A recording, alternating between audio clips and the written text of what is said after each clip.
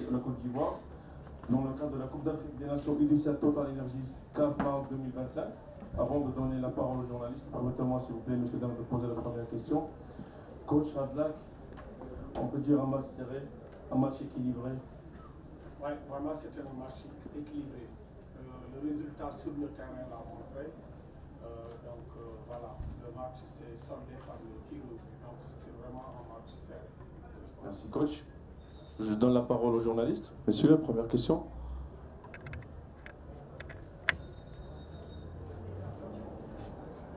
Cynthia, s'il vous plaît, le micro pour Madame Cynthia. Bonjour coach, malheureusement ça ne passe pas aujourd'hui pour le Sénégal.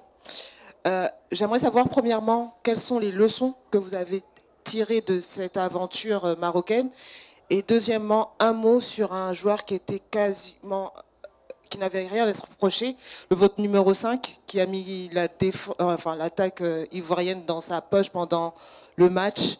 Un mot sur lui, sur Cheikh. Je commence par Cheikh Dieng. C'est un garçon qui n'a jamais joué les compétitions internationales. Je m'approche. Hein? Donc c'est sa première participation, c'est sa première campagne. Cheikh n'était pas là lors donc, de l'IFOA, donc le tournoi préliminaire. Donc je peux dire vraiment qu'il a gagné un galon. Et chaque fois, je lui demande d'être encore plus posé. Parce que lui, il a un bon pied, il a une belle détente pour un défenseur. Maintenant, l'aspect où il doit travailler, c'est les relances. Si vous voyez pourquoi ils sont complémentaires avec le 4, le 4, il est très bon dans les relances courtes. Cheikh, il est bon dans les relances longues. Donc, il doit continuer à travailler. Vraiment, c'est un jeune joueur. Donc, on est dans le processus de formation avec lui et comme avec les autres aussi. Merci, coach. Voilà. Voilà, la Côte d'Ivoire nous a arrêtés. Mais moi, pourquoi je suis satisfait? On a vu quand même la différence dans les autres quarts de finale, dans les autres matchs. Vraiment, c'était des scores fleuves. Mais ce match-là, vraiment, les deux équipes se sont tenues en respect. Les deux équipes se sont données à fond. Alors, c'était vraiment un beau spectacle. Bien vrai que nous n'avons pas marqué de but. Eux aussi, ils n'ont pas marqué. Mais respect aux jeunes, respect aux deux équipes. Merci, coach. Madame, s'il vous plaît. Bonsoir coach et tous mes encouragements. Alors coach, aujourd'hui on peut dire que vos poulains donc ont bien déroulé parce qu'à un certain moment on a vu que l'équipe ivoirienne a bien subi le match. Alors sur ce, comment est-ce que vous appréciez donc la prestation de vos joueurs? Une deuxième question si vous me le permettez. Quel bilan vous tirez donc de cette CAN si l'on sait qu'on a encore vécu aujourd'hui l'histoire qui s'est passée il y a 2 ans en Côte d'Ivoire. Merci. Ok, donc je commence sur ce que j'avais dit. Moi, je ne suis pas dans vraiment les ressemblances ou bien dans l'histoire. Moi, je suis un formateur. J'apprends quand même mes jeunes à compétir. Mais ce qui m'intéresse le plus, c'est leur développement technique et tactique. Ce n'est pas vraiment rester là à vouloir prendre la revanche des aînés. Non, ça, ce n'est pas vraiment notre idéal. Notre idéal, vraiment, c'est de les voir jouer au football comme le font certains dans les autres continents. Parce que n'oubliez pas que l'Afrique doit vraiment jouer plus que maintenant les autres continents. Les autres continents, ils ont tous les moyens de former, de prendre les jeunes à la préformation, de les prendre aussi à la formation. Peut-être que l'Afrique a des problèmes de moyens infrastructurels, de moyens même de cadres. Et donc là, je crois que je ne peux que féliciter la structure mère, la CAF, qui n'arrête pas de faire des stages, d'organiser des stages pour les cadres et d'organiser aussi donc des compétitions pour les jeunes. Pour ne pas être long, nous sommes dans un processus de formation et nous continuons dans ça. Défaite ou pas défaite, Côte d'Ivoire ou un autre pays, nous restons jeunes et nous sommes dans notre logique formatrice. Le bilan, est-ce que vous ne pouvez pas vraiment me laisser souffler, madame, d'autant plus que vous êtes une consoeur, et vraiment faire le bilan? Je crois que je ne peux pas m'aventurer à faire un bilan précipité. Je prends tout mon temps avec mon staff, pas mon possession, mais le staff d'une manière générale et faire donc le rapport et donner le bilan. Merci. Monsieur? Oui, coach, vous venez de l'évoquer que le match a été équilibré. On a senti la domination sénégalaise. À un certain moment, lorsque vos joueurs n'arrivaient pas à exploiter les déchets techniques des éléphantaux de la Côte d'Ivoire, quel a été votre discours pour essayer de réveiller vos poulains? Oui, Michel, je l'avais dit, vraiment, notre chantier, c'est vraiment l'attaque, les combinaisons en attaque, le jeu de finition.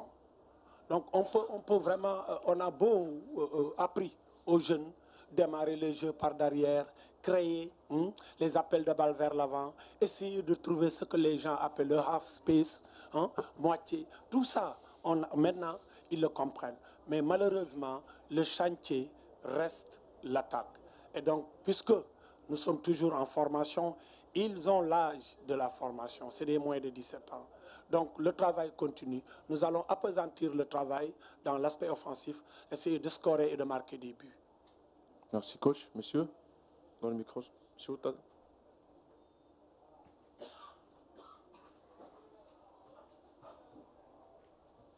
Bonsoir, coach. Bonsoir, le Michel Bonnet. Ok. Heureusement que vous reconnaissez le visage. Oui, je n'oublie C'est jamais. le visage de l'histoire.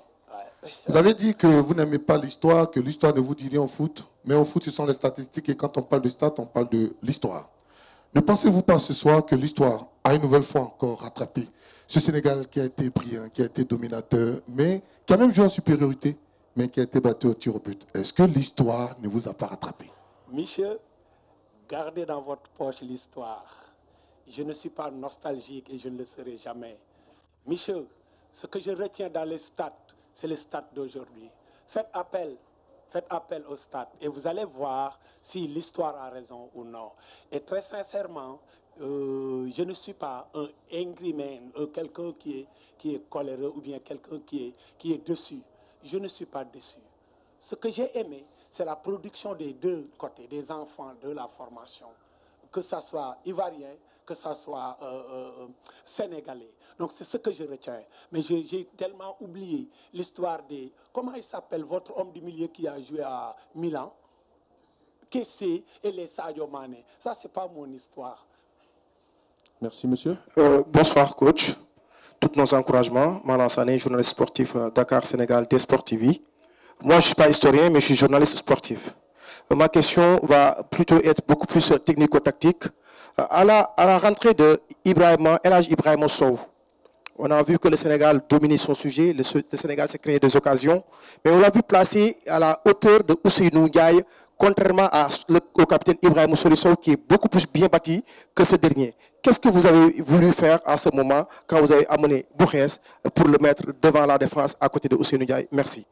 Voilà, pour entrer dans les considérations tactiques, retenez que notre système de jeu, c'est le 4-3-3. Le 4-3-3 a plusieurs variantes. Ce qu'on a fait aujourd'hui, on n'a pas joué avec une pointe basse. On a joué avec une base à 2 et la pointe haute. Donc, si vous voulez, appelez ça 2 numéro 6.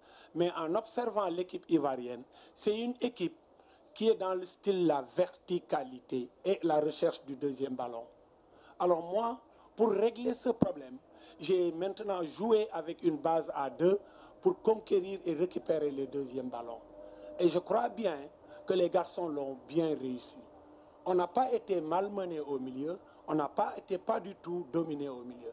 Donc pour répondre à votre question, j'ai amené une variante dans le 4-3-3, surtout au milieu, où la pointe cette fois-ci n'était pas basse, mais c'est la base qui était basse et la pointe haute. Si c'est ça, voilà ma réponse. Merci, coach. Et bonne chance pour la suite. Merci beaucoup. Merci, monsieur. Merci vraiment, c'est très gentil. Merci. Bonne chance. Merci beaucoup.